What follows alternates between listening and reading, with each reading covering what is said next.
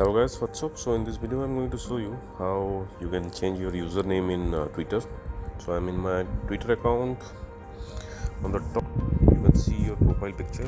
Tap there. Then you can see settings and privacy. Tap there.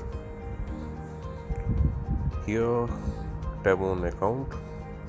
In account you can see username. Just tap here. Now you can write your username. If it's green tick, it's available. You can click done and you can change your username. So that's it guys. Likewise you can change your username in Twitter. So thanks for watching guys.